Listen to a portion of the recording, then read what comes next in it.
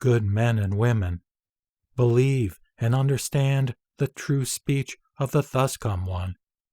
Believe and understand the true speech of the Thus Come One. Believe and understand the true speech of the Thus Come One. Listen with understanding to the power of the secret supernatural penetrations of the Thus Come One. All say that Shakyamuni Buddha left the palace of the Sakya clan and at a place not far removed from the city of Gaya, seated on the platform of the path, attained Anuttara Samyak Sambodhi. And yet, O good men and good women, since, in fact, I achieved Buddhahood, it has been incalculable, limitless, hundreds of thousands of myriads of millions of nayutas, of kalpas. Good men and good women, now I will declare it to you plainly. For 100,000 myriads of millions of nayutas, of asamkaya kalpas, I have been constantly dwelling in this Saha world sphere, preaching the Dharma, teaching and converting. Also, elsewhere, in 100,000 myriads of millions of nayutas, of asamkayas, of realms, I have been guiding and benefiting living beings. Good men and good women, if living beings come before me, I, with my Buddha eye, observe the keenness or dullness of their faith and other faculties, and, in keeping with their degrees of receptiveness to salvation, ascribe to myself names that are not the same, and an age in years that is now great, now small. I also declare openly that I will enter into nirvana. Further, by resort to sundry expedient devices, I preach a subtle Dharma, being thus able to cause the beings to open their thoughts to joy. O good men and good women, the Thus Come One, seeing the beings' desire for a lesser Dharma, their qualities thin and their defilements grave, preaches to such persons, saying, In my youth I left my household and attained Anuttara Samyak Sambodhi. However, since in fact I achieved Buddhahood, it has been as long a stretch of time as this. It is merely by resort to an expedient device, in order to teach and convert living beings, to enable them to enter upon the Buddha path, that I speak such words as these. O good men and good women, the scriptural canon preached by the Thus Come One is all for the purpose of conveying living beings to deliverance. At times he speaks of his own body, at times of another's body, at times he shows his own body, at times another's body, at times his own affairs, at times another's affairs. Everything he says is reality, not vanity. What is the reason? The Thus Come One, in full accord with reality, knows and sees the marks of the triple sphere. There is no birth and death, whether withdrawal from or emergence into the world, nor is there any being in the world, nor anyone who passes into extinction. The triple sphere is neither reality nor vanity, neither likeness nor difference. Not in the manner of the triple sphere does he view the triple sphere. Such matters as these the Thus Come One sees clearly, without confusion or error. Since the living beings have sundry natures, sundry desires, sundry actions, sundry recollections, notions, and discriminations, wishing to enable them to produce wholesome roots by resort to diverse parables and expressions in sundry ways, he preaches the Dharma. The Buddha deeds that he does, he has never stopped doing. In this way, since my attainment of Buddhahood, it has been a very great interval of time. My lifespan is incalculable asamkaya kalpas, ever enduring, never perishing.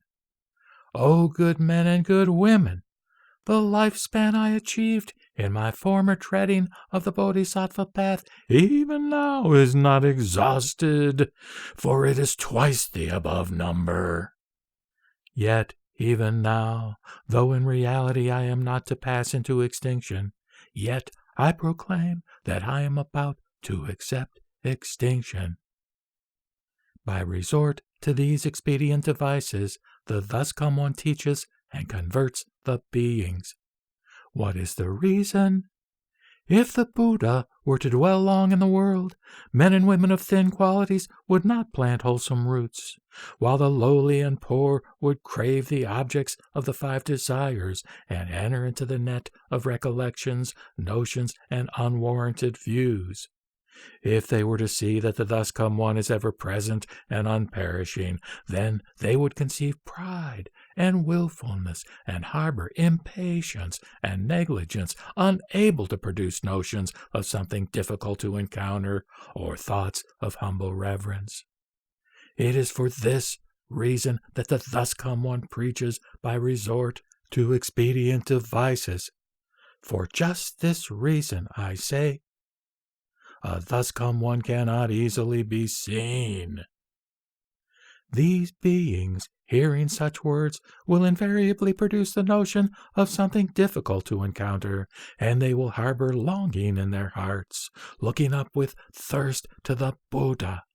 Then they will plant wholesome roots.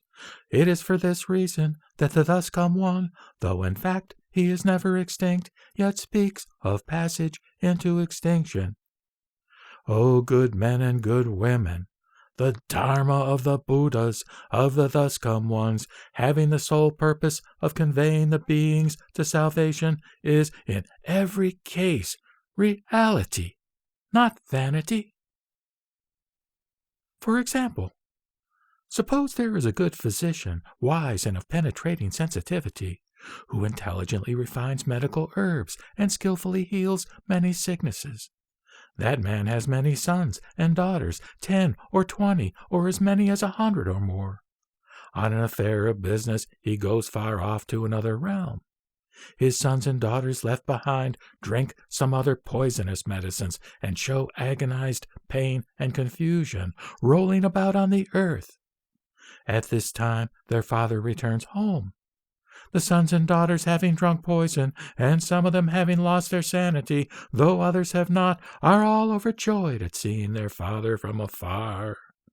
They kneel worshipfully and inquire after him, saying, "Welcome back to peace and security. We, in our folly, have made the mistake of taking poisonous medicine. We beg you to heal us and restore our lives to us."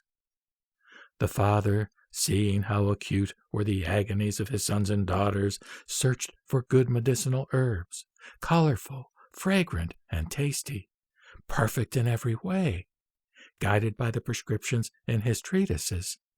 He pounded, sifted, and blended them, then gave them to his sons and daughters, ordering them to take them, speaking these words: "Take these great and good herbs, colorful, fragrant, and tasty, perfect in every way, for you shall then quickly be rid of your agonies, and shall never again be subject to a host of torments." Among the sons and daughters, those who had not lost their sanity, seeing that the herbs were good in both color and fragrance, straightway took them, and their sickness was completely removed and healed. The others, who had lost their sanity, though when they saw their father coming, they too inquired after him joyfully and sought a cure for their sickness, yet when given the medicine, still would not take it. What is the reason? It is that through a deep entry of the poisonous vapors they had lost their sanity. They said that this lovely, colorful, fragrant medicine was no good. The father thought, "These children are to be pitied. Their thoughts, having been affected by poison, are all topsy-turvy. Though when they saw me they rejoiced and sought relief, fine medicine like this they will not consent to take. I must now devise an expedient with which to induce them to take this medicine." Straightway he spoke these following words: You should all know that I am now aged and infirm, and that my time of death is already at hand. This fine and good medicine I now leave here for you to take. Have no concern about not recovering." When he had given those instructions, he went again to another realm, and then sent a messenger back to declare, "Your father is dead." At this time, the sons and daughters, hearing that their father had forsaken them, felt much anguish in their hearts, and thought, "If our father were here, he would take pity on us, and we could be saved and protected. But now he has forsaken us, having gone far off to die in another country." Thinking themselves forsaken and exposed, having nothing further on which to rely, they ever harbored feelings of sadness.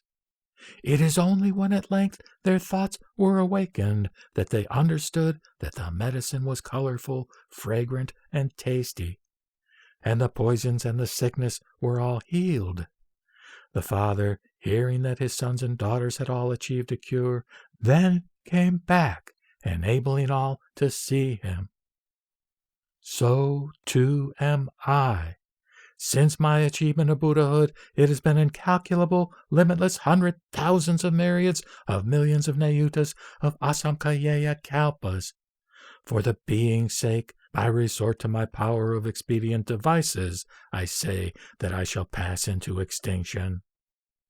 I, seeing the beings sunk in a sea of woe, and for that reason not displaying my body to them, caused them to look up in thirst.